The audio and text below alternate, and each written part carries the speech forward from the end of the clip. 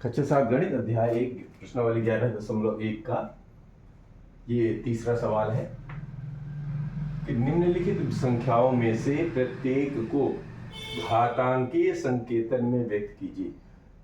अब पूरी संख्या दे रखी है, 512 है और दूसरी है 343 और दो और है, एक एक करके उठाते हैं।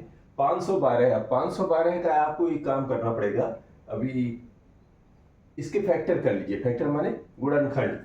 कैसे? ये 512 लिखा, गुणनखंड आप पहले भी सीख चुके हैं। तो इसमें ये देखें इकाई में क्या है, सम संख्या है, तो 2 से शुरू करेंगे। तो 2 दूनी 4, 1 बचा 11, 2 पंचे 10, 1 बचा 12, 2 छक्के 12। फिर 2 से अभी भी एक सम संख्या है, तो 2 एकम 2, 2 दूनी 4, 2 अट्ठे 16 है। फिर 2 से 2 छक्के 12, 2 चौके 8। फिर 2 से 2 त्याई 6, 2 दूनी 4। फिर 2 से 2 एकम 2, 2 छक्के 12। फिर 2 से 2 अट्ठे 16, 2 से 2 चौके 8, 2 दूनी 4 और 2 एकम 2। कितने हो गए देख लीजिए, 1 2 3 4 5 6 7 8 9। यानी कि इसको इस प्रकार लिखेंगे, 512 के पहले जो गुणनखंड हुए यानी कि इसकी जो भाग निकले वो निकले 2 के 9 बार। 2, तीसरा,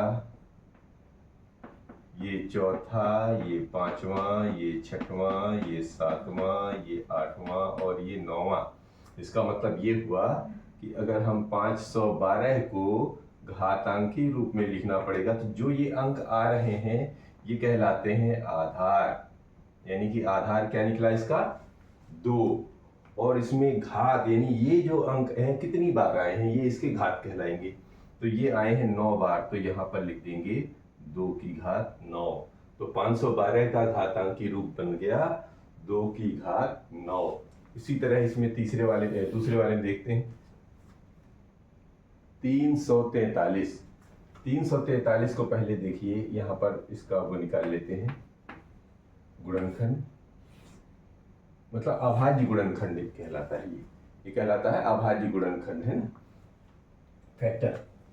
तो देखिए विषम संख्या है, 3 से देखें, 3 एकम 3, 3 एकम 3 13 में जाएगा नहीं, 3 के बाद 5 भी तो जा नहीं रहा। 7 से देखिए, तो 7 चौके 28 और 6 7 9 63, बिल्कुल 7 से जा रहा है जी। अभी भी 7 से जाएगा, 7 7 49 और ये 7 एकम 7। इसका मतलब ये हो गया कि ये जो 343 है वो कितनी बार गुणा है, किसका, 7 का 3 बार गुणा है।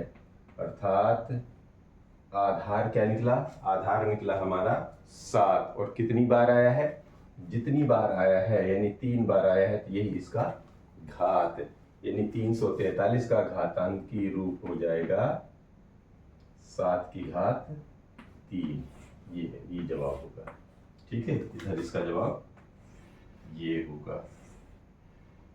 अब इसी के तीसरा और चौथा वो भी लेते हैं।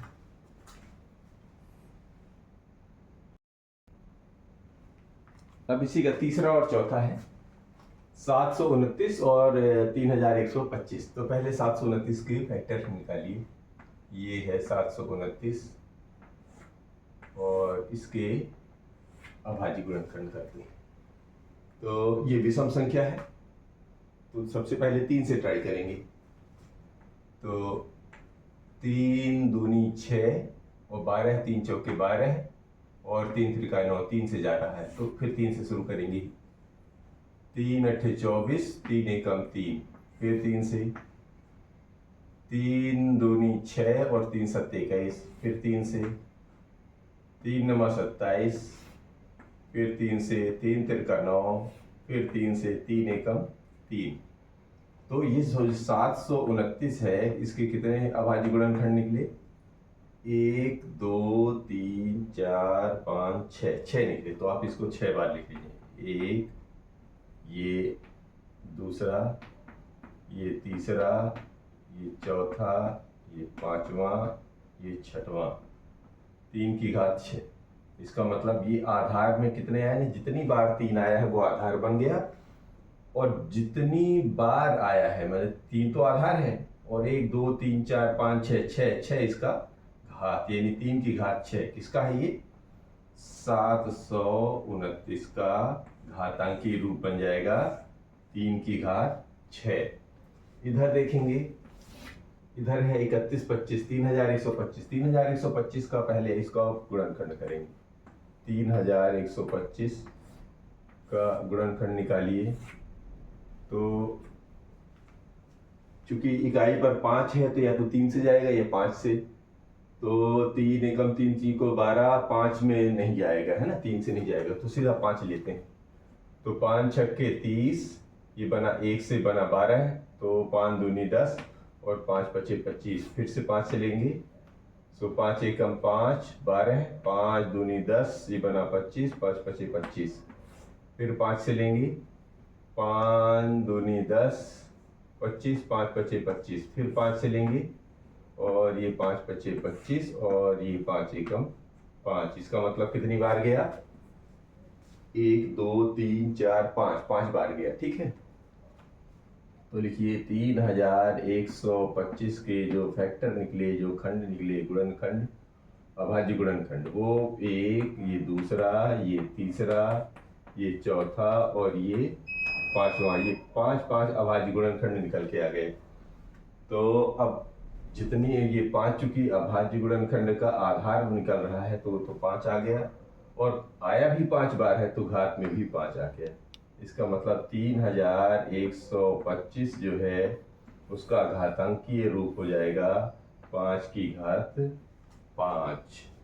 तो ये रहा प्रश्न क्रमांक 3 का चौथा।